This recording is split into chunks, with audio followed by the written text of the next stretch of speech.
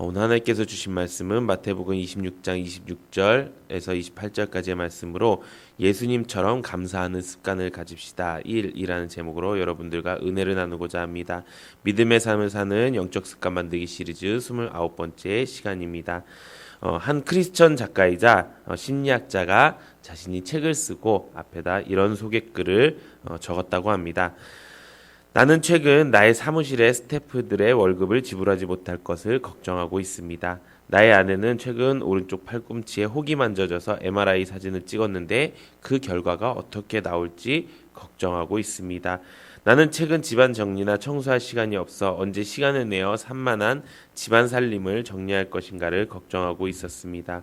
나는 최근 미국 대통령의 국정 운영이 너무 마음에 들지 않아 걱정하고 있었습니다. 나는 물론 이런 문제에 대하여 너희는 아무것도 염려하지 말라라는 성경 말씀을 잘 알고 있습니다. 그러나 저는 그 말씀을 생각할 때마다 염려를 떨쳐버리지 못하는 제 자신이 너무 더욱 염려가 됩니다.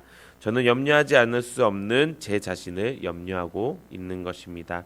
나는 이런 증세가 내 관절을 어떻게 아프게 하는지, 어떻게 내 침을 마르게 하는지, 어떻게 내 손바닥에 땀이 나게 하는지, 어떻게 호흡곤란을 일으키는지, 어떻게 우울증을 유발시키는지 잘 알고 있습니다.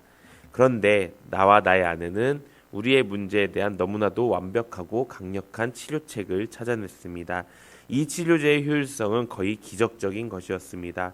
저와 저의 아내를 포함한 수많은 사람들이 이 치료제의 효율성을 임상적으로 경험했습니다. 이 치료제는 식전이나 식후에 복용하시면 됩니다.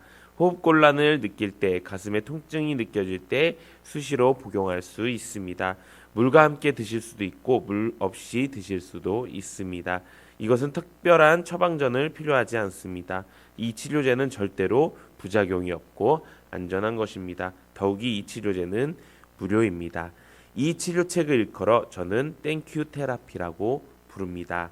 이 이야기는 단 베이커라는 분이 자신의 책인 땡큐 테라피를 소개하면서 한 이야기였습니다.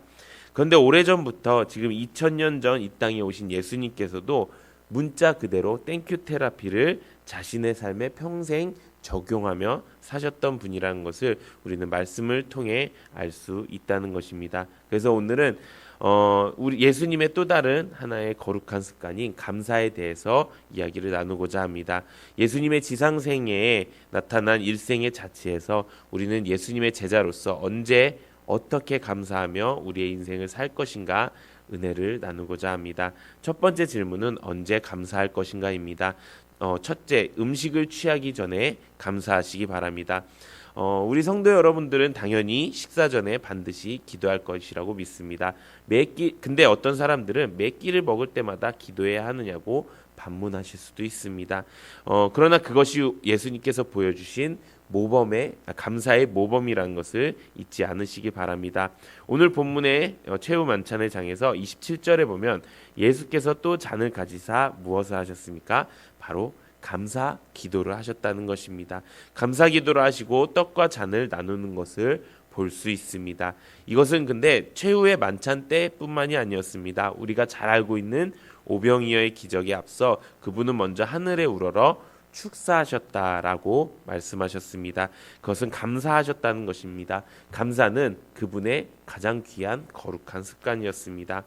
일용할 양식을 위하여 기도하라고 가르쳐 주신 분이 주님이시라면 그 일용할 양식을 받고 이 땅에서 우리가 살아갈 수 있는 은혜를 누림을 인하여 우리가 그분에게 감사할 수 있는 것은 얼마나 당연한 것이겠습니까? 뿐만 아니라 우리가 사는 이 세상에서 아직도 적지 않은 사람들이 생존의 문제로 씨름하고 있음을 생각하면 우리는 먹을 수 있다는 것만으로도 굉장히 큰 감사를 느껴야 된다는 것입니다. 오늘처럼 문명사의 기적을 이룬 21세기에도 유엔 통계에 따르면 지상에서 세계 인구 가운데 아직도 14%는 하루 한 끼 양식을 해결하기 위하여 전전긍긍하고 있다는 사실입니다. 그리고 이들 중에 매년마다 약 2천만 명이 기아로 죽어가고 있다는 것입니다. 이것이 우리가 살고 있는 지구의 생존의 현실이라면 우리의 한 끼의 식량을 앞에 두고 우리가 일용할 양식을 주셔서 감사합니다라는 기도는 얼마나 절실한 일상의 기도가 되겠습니까? 가정에서든 직장에서든 식사 전에 기도함으로 나의 생존의 원천이 그분에 있음을 우리가 고백하고 감사하는 것을 잊지 않는 성도님들 되시기를 바랍니다. 그러면서 동시에 나처럼 먹지 못하는 이웃들에게도 먹을 수 있는 은혜를 달라고 기도하는 것을 잊지 않으시기 바랍니다. 두 번째는 축복을 인지할 때 감사하는 것입니다.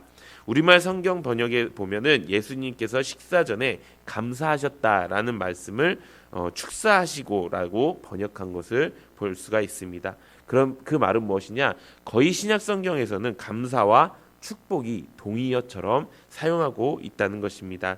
예수님은 아무리 작은 식량이라도 먹을 수 있는 것이 하나님의 축복으로 말미암는 것을 인지하셨고, 그래서 그분의 식사 전에 감사의 기도는 어떻게 보면 그 감사가 축복으로 변하여 그 축복이 나누어지기를 소원하신 축복의 기도라는 것입니다.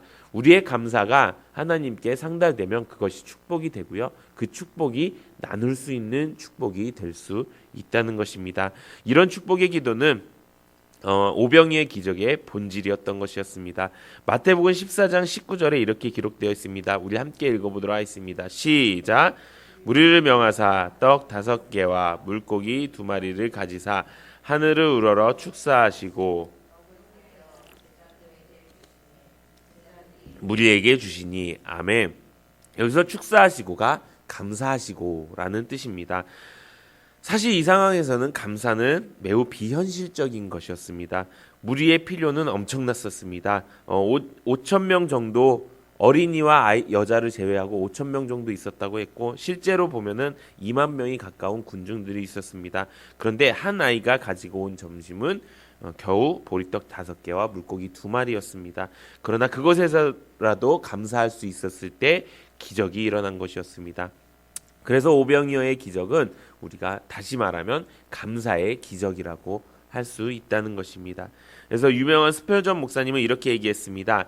한 자루의 촛불을 인하여 감사하는 자에게는 별빛을 주시고, 별빛을 인하여 감사하는 자에게는 달빛을 주시고, 달빛을 인하여 감사하는 자에게는 햇빛을 주시고, 햇빛을 인하여 감사하는 자에게는 햇빛도 필요 없는 천국을 주신다라고 했습니다.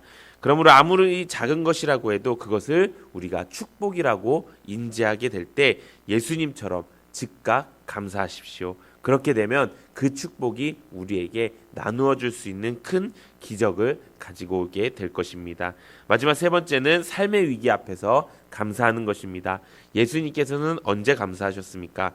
그는 식사 전에, 그리고 축복을 인지하셨을 때 감사하셨습니다. 그리고 마지막에는 위기 앞에서 감사하셨다는 것입니다. 오늘의 본문은 삶의 위기를 다루고 있는 것입니다. 오늘 본문 마태복음 26장은 소위 최후의 만찬 석상에서의 예수님의 감사였습니다. 예수님은 이 만찬이 끝나면 당신이 체포당하시고 십자가로 가실 것을 알고 계셨습니다. 그가 지금 나누고 있는 떡은 잠시 후에 십자가 앞에서 부서져야 할 그의 몸이셨습니다. 이것은 내 몸이라고 하신 뜻이었습니다. 그리고 그가 지금 나누시고 있는 잔은 잠시 후 십자가에서 흘리실 그의 피셨습니다. 그래서 그는 지금 마태복음에서 이렇게 말씀하고 있습니다. 마태복음 26장 28절 우리 함께 읽어보도록 하겠습니다. 시작. 이것은 죄 사함을 얻게 하려고 많은 사람을 위하여 흘리는 바 나의 피 곧 언약의 피니라. 아멘. 이런 당신 자신의 인생의 최대 위기를, 죽음의 위기 앞에서 예수님께서는 무엇을 하셨습니까? 바로 감사 기도를 하셨다는 것입니다. 우리의 인생 가운데서 감사의 기도를 할 수 있을 때 우리는 하나님 앞에 모든 염려를 내려놓고 온전히 구할 수 있는 사람이 될 수 있는 것입니다. 그리고 그럴 때 하나님께서 우리를 지키시고 보호해 주실 줄로 믿습니다. 우리는 예수님의 이런 삶 속에서 끊임없는 감사를 배울 수 있습니다. 그것이 우리가 예수님의 삶을 삶을 닮아가는 가장 좋은 습관인 줄로 믿습니다. 먼저 우리에게 이 땅을 풍성하게 먹이시고 입히심을 매 순간마다 감사하는 것을 배우기를 소망합니다.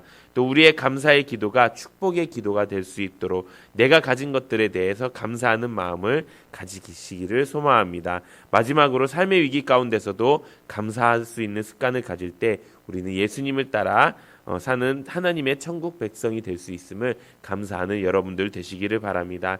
이 모든 은혜가 넘쳐서 우리 가운데 모든 삶의 환경 가운데서 감사로 인해서 우리의 삶의 모든 병과 우리의 삶의 모든 악과 우리의 모든 안 좋은 것들, 고난, 핍박 가운데서 이겨낼 수 있는 우리 성도님들 되시기를 예수님의 이름으로 축원드립니다.